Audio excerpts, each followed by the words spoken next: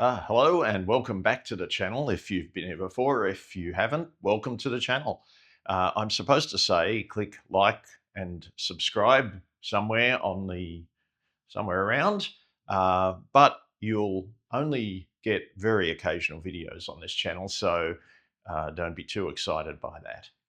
However, the next video I'm planning to make will save you potentially quite a lot of money, so it's worth checking that one out. Anyway, today I want to talk about fungus and specifically lens fungus. What is lens fungus? Well, let me quote Wikipedia. Lens or camera fungus is the popular name for the infestation of optical devices such as lenses and camera sensors by fungal threads. By germination, fungal spores, and further spore formation, the infestation can spread beyond the initial fungal network.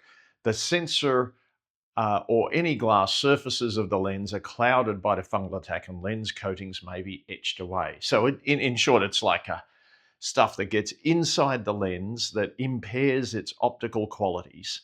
So it's something you want to avoid. How can you get rid of it if you've already got it? Well, unfortunately, you have to pull the lens apart pretty much and clean all the interior surfaces. So it's a real big job. So it's way better to avoid it. And I found this out the hard way. I had my most used lens, 70 to 200 millimeter zoom, ended up with some lens fungus. I'll bung a picture of that up for you. So definitely something to avoid.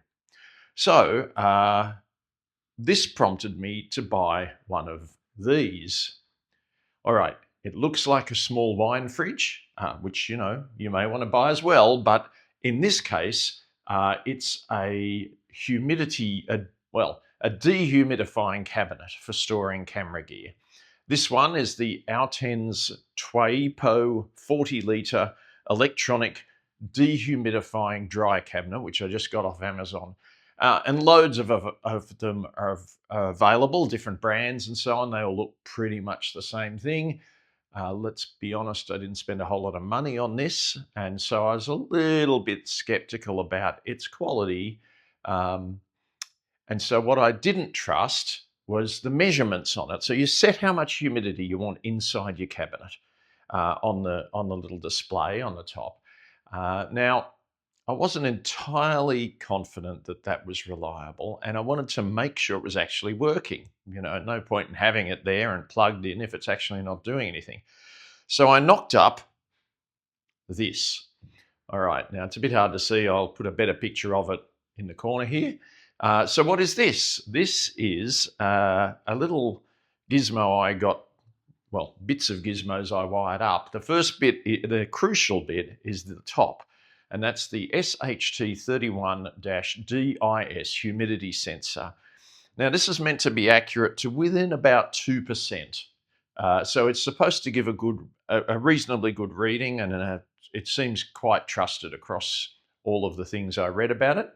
And so what I did is wired it up to a little Raspberry Pi Pico W, which has a bit of wireless capability, wrote a bit of code, and so when plugged in, every 5 minutes it transmits the humidity it is sensing back to a server, which puts it into a database and records that for me to check out.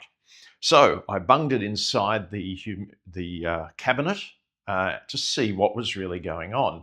Now, I've run it with different settings, but at the moment, the cabinet is set to be 26%. So in theory, the humidity inside the cabinet is 26% relative humidity, which is quite a bit lower than most people recommend the minimum or the maximum humidity for storing camera gear. So it should be perfectly good.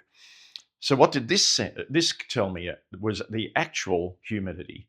Well, at 26% on the control on the cabinet, this shows the actual humidity to be about 42%. Now, the accuracy of this is about plus or minus 2%, but 26% is way outside 2% of 42%. So the reading on the cabinet itself is quite a bit optimistic. But it is still definitely quite a bit lower than the humidity in the room around it. So I guess the lesson from this is don't trust the setting on the cabinet. Set it lower. Unless you can get something to actually give you an accurate measurement of the humidity, I would always set it a bit lower. Are they something worth getting? Humidity storage cabinets? I would say if you live in a humid environment, and Sydney, Australia seems to be pretty humid this year, and most years, then it's definitely something to get if you've got any decent camera gear that you want to keep using over time. Anyway, that's the thing. Go and grab yourself a cabinet. If you don't need one, maybe grab yourself a wine storage fridge. Who knows? Anyway, until next time, keep taking photos.